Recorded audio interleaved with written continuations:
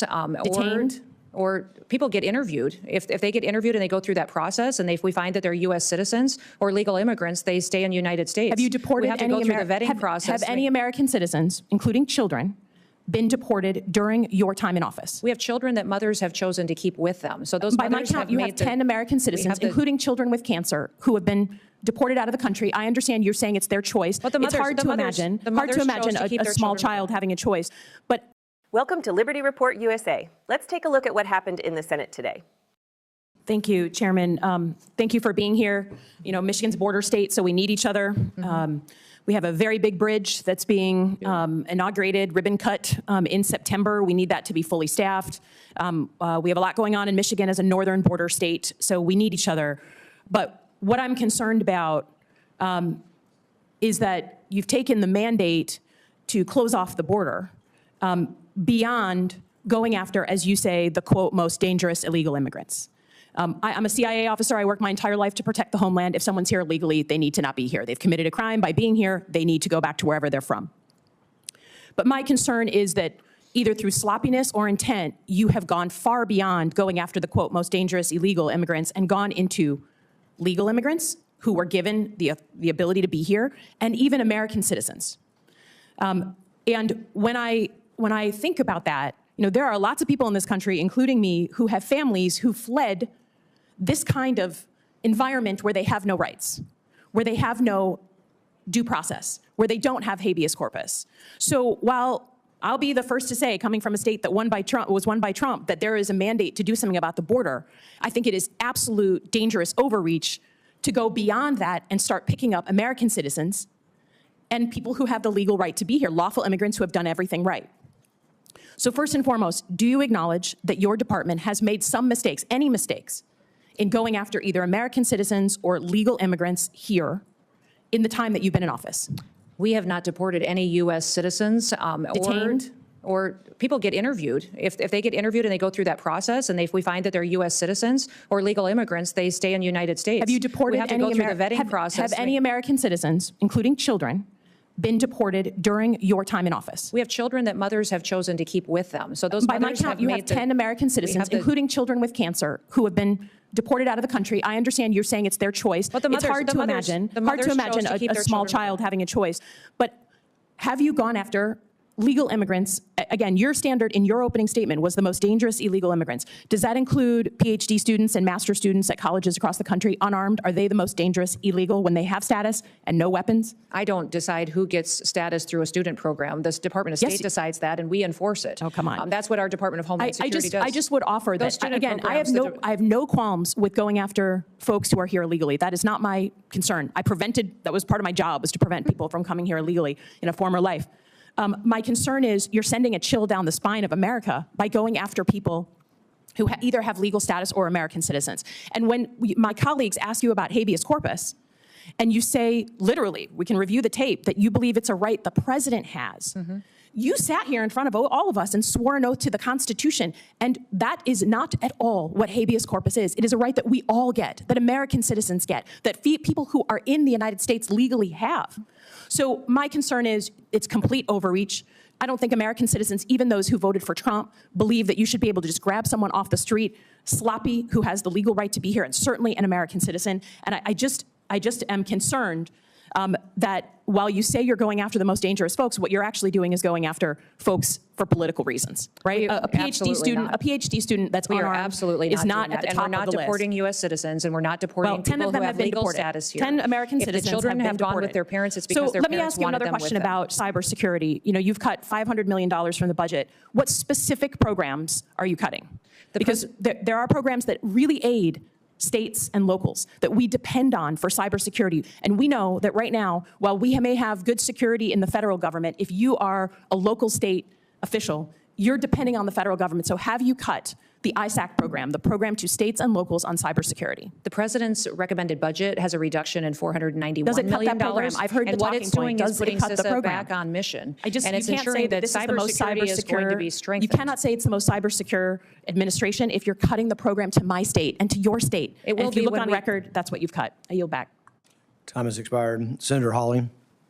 Thank you very much, Mr. Chairman. Secretary Noem, good to see you. In the final moments of this hearing, as the room settled into that tense, unmistakable silence that follows a direct challenge, Representative Elissa Slotkin delivered a line that cut through the chamber like a cold wind. Have any American citizens been deported? It wasn't just a question, it was an indictment. It was the kind of question that forces an entire institution to look inward, to confront what it has done, what it has allowed, and what it is becoming. And the exchange that followed was more than a disagreement. It was a collision in between constitutional principle and administrative authority, between lived experience and political narrative, between the promise of due process and the reality of federal power.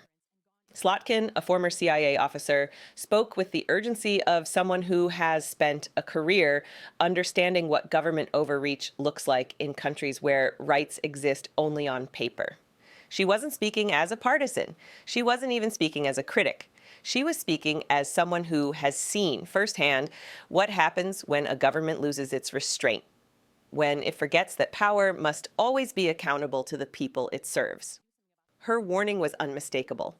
If the United States begins detaining or removing people who are citizens or who have the legal right to be here, then we are stepping onto a path that history has shown leads only to deeper and darker failures of governance.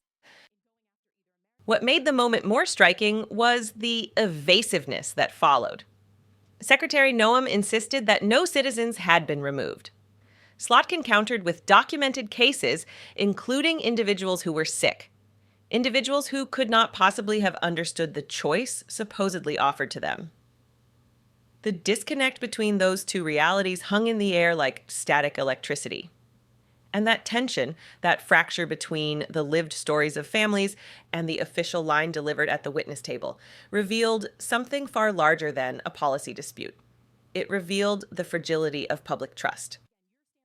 Because when Americans hear stories of people with legal status, students with visas, families in good standing, and yes, citizens being swept into enforcement actions they should never have been subjected to, it sends a message that the system is losing its precision, losing its restraint, losing the sharp, clear distinctions that separate a constitutional republic from something far less structured, far less careful, far less just. Slotkin's voice grew sharper as she described that chill down the spine of America. She wasn't exaggerating. She was naming the fear that arises when government starts moving faster than oversight, when enforcement becomes so aggressive that it loses the ability or the willingness to distinguish between those who broke the law and those who followed it. And then came the reference to habeas corpus, the foundational right that prevents the government from seizing a person without cause, without explanation, without accountability. The right that stands at the heart of American liberty. When Slotkin accused Secretary Noem of misunderstanding its meaning, the stakes of the exchange became unmistakably clear. This was no longer a debate about policy. It was a debate about the limits of power itself. Moments like this expose the fault lines running beneath American governance. They show us how easily the language of security can overshadow the principles that make us who we are. And they remind us that the balance between safety and liberty is delicate, that it can tilt in the wrong direction, not through dramatic decisions, but through slow, quiet drift. But perhaps the most revealing moment of all came in Slotkin's closing remarks, when her frustration gave way to something deeper, a plea for restraint, for wisdom, for adherence to constitutional principle. Because the question at the heart of this hearing was not whether the government should enforce the law. It was whether the government can be trusted to do so without crossing lines that were never meant to be crossed.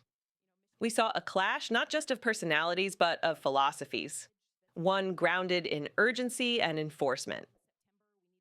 The other grounded in caution due process and the belief that no American, regardless of political affiliation, wants to see the government empowered to snatch the wrong person, detain the wrong person, or remove the wrong person. That is not order. That is not security. And it is not the American way. In the end, this hearing was a stark reminder that democracy requires vigilance, not only against external threats, but against the slow erosion of principle from within. It reminded us that power must always be supervised, questioned, and challenged, because the moment we stop asking hard questions is the moment we surrender the freedoms we claim to defend. And so, as the chairman's gavel fell and the chamber shifted to the next senator, the echo of Slotkin's warning still lingered in the air. Who are we targeting? Why? And are we certain, absolutely certain, that the government still knows the difference between a threat and a citizen?